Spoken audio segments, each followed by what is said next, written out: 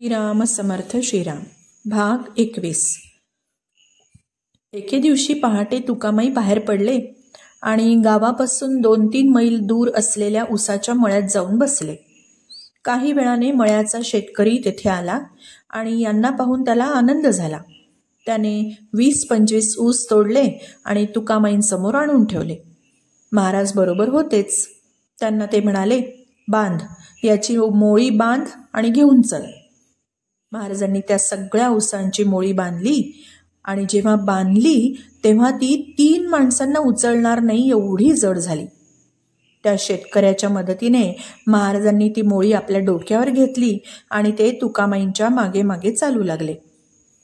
तुकामाई थोडा वेळ चालले, पण नंतर इकडे तिकडे पळू लागले.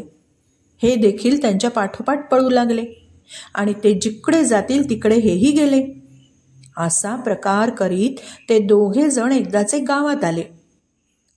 इकडे आण उस्ते, असं ओरडून तुकामाईंनी सगळे ऊस अस्ताव्यस्त फेकून दिले आणि गावच्या लोकांनी प्रसाद म्हणून ते नेले.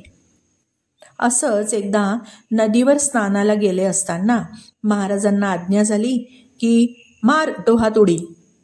त्याप्रमाणे त्यांनी उडी मारली, पण वर येण्याची आज्ञा नसल्यामुळे तसंच तळाशी बसून राहिले.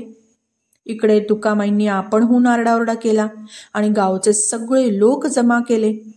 ते मोठ्याने शोक करू लागले की माझा बाळ बुडाला, माझा बाळ बुडाला, कुणाचा मुलगा होता काय माहीत नाही, मी हे काय केलं, मला केवढं पाप लागेल. लोकांनी त्यांचं सांत्वन करण्याचा प्रयत्न केला आणि डोहामध्ये गळ टाकून पाहिला, पण महाराजांचा पत्ता काही लागेना. हा सर्व प्रकार 2-3 तास चालला. मग त्यांना काय वाटलं कुणास ठाऊक, ते ओरडले, बाळ, तू आता जर बाहेर आला नाहीस ना तर मी डोहात उडी टाकून जीव देतो.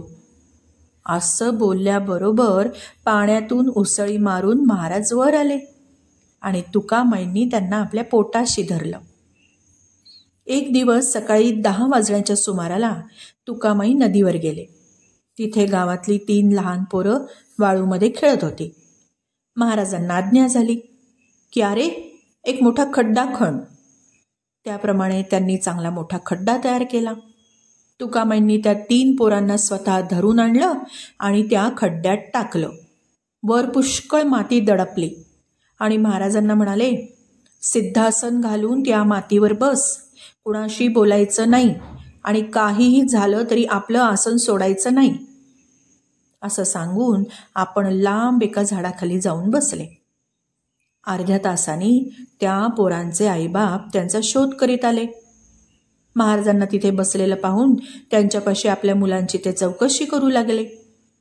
महाराज एक अक्षर सुद्धा बोलेनात. तेव्हा ती मंडळी निराश होऊन दुसरीकडे शोधू लागली. इतक्यात तुकामाई त्यांच्या दृष्टीस पडले. त्यांच्या पाया पडून मंडळींनी आपली मुलं हरवल्याबद्दल सांगितलं. तेव्हा तुकामाई म्हणाले, तो नदीकाठी तो बुवा बसलाय ना, त्याला विचारा. तो काही बोलला नाही ना तर त्याला ठोका, त्यानेच बाळघात केलाय. झालं. ते लोक महाराजांपाशी परत आले. ते संतापूनच आले. मुलांच्या बद्दल पुन्हा विचारलं असतानाही महाराज जेव्हा काही बोलेनात तेव्हा त्यांनी सर्वांनी मिळून महाराजांना पोटभर मारलं. तरीही हे गप्पच राहिले. इतक्यात तुकामाई धावत आले. म्हणाले, अरे थांबा थांबा, याला दूर ढकला. हा पोरे खाली पुरून वर जाऊन बसलाय. वाळू काढा म्हणजे तुम्हाला ते दिसेल. लोकांनी महाराजांना बाजूला ओढलं.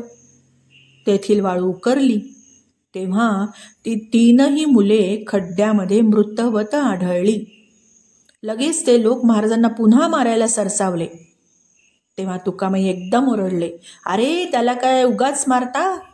तुमच्या मुलांना काय झालंय? ती तर जिवंत आहेत चांगली. ती मुलं लगेच हसत हसत खड्ड्यातून बाहेर आली.